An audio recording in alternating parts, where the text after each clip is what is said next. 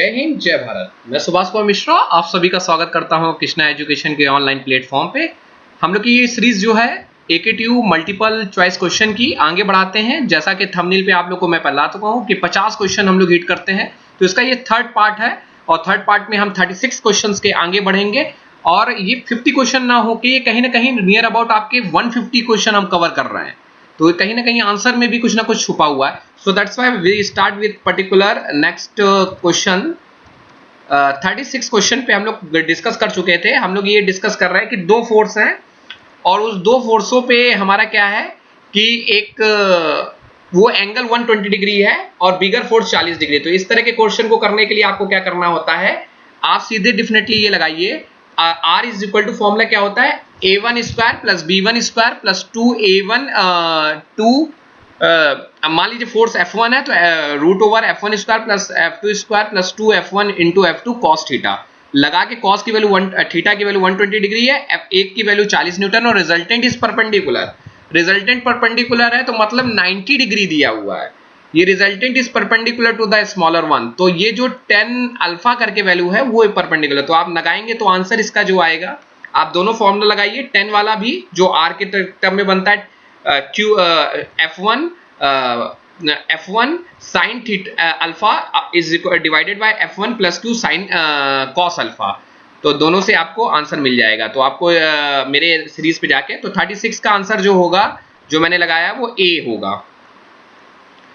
37 the force induce in the string due to load W as shown in the figure. ये कितना string पे W के कारण इस स्ट्रिंग पे कितना टेंशन जनरेट होगा।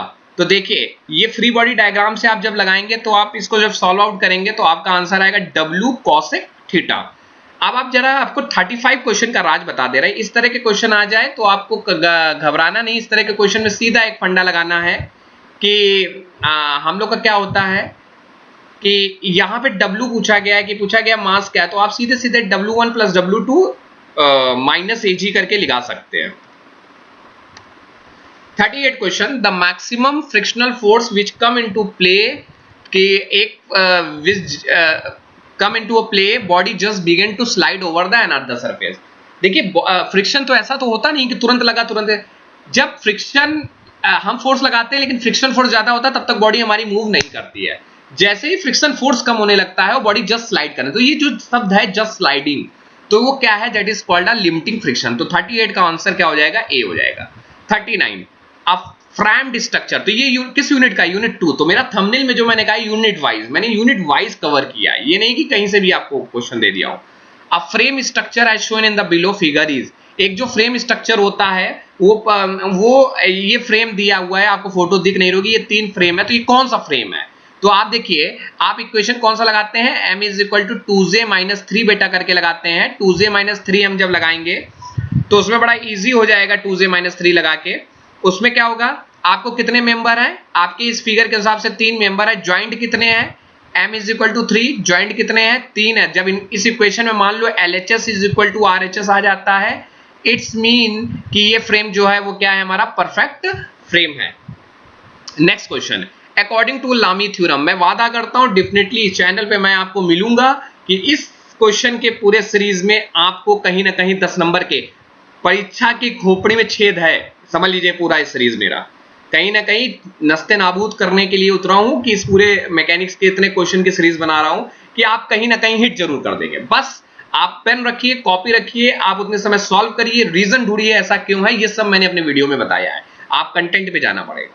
सो अकॉर्डिंग टू द लामी थ्योरम, लामी थ्योरम कहां लगता है, जहां 3 फोर्स लगते हैं, और 3 फोर्स लगते हैं वो इक्विलिब्रियम में होते हैं। So that's why if a 3 force acting at a point, किसी एक पॉइंट पे लगते हैं, are in equilibrium, then the force is proportional to the sine of angle के प्रोपोर्शनल होते हैं। अब यहीं पे देखिए दूसरा क्वेश्चन बन सकता है इसके ऑब्जेक्टिव में, किसका फॉर्मूला क्या होता है, तो उसके लिए भी मैंने आगे जिक्र किया है। एक कोई अच्छा क्वेश्चन है, body of weight W is required to move up, एक बॉडी वेट है, तो इस क्वेश्चन को मैं हिंट अप कर दे रहा हूं, आप फ्रिक्शन वाली सीरीज पे जाके कर सकते हैं।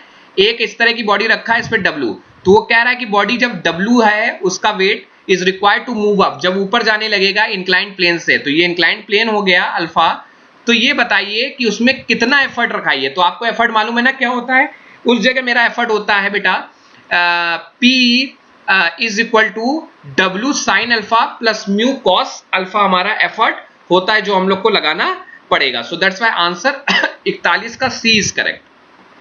42 आंसर की तरफ हम लोग बढ़ते हैं. The resultant of two force P and Q is R. मान लीजिए टू फोर्स का रिजल्टेंट R है और if Q is doubled, Q को डबल किया जाए, तो आंसर हिंट दे रहा हूं कैसे सॉल्व करोगे. आपको इसको उठाना है यूनिट 1 के पैरेललोग्राम थ्योरम से. R इज इक्वल टू क्या होता है, दो फोर्स जब लगते हैं तो root over P square plus Q square plus P 2PQ cos theta. और इसी जगह आपको क्या रखना है, कंडीशन बना देना है, एक को डबल कर देना है, तब इसकी वैल्यू.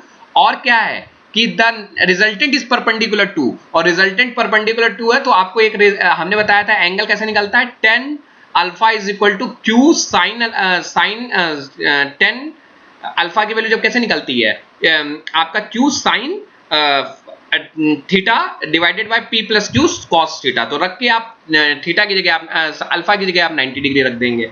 सो 42 का आंसर जो है आपका क्या निकलेगा, 42 का आंसर आपका B निकलेगा. Q is equal to R. So next question 43. हम 43 की तरफ बढ़ते हैं. तो 43 क्वेश्चन जो हमारा है कि एक friction angle which in an plane make with an horizontal when a body placed on a about to move down is known as. तो उस जगह क्या होगा हमारा,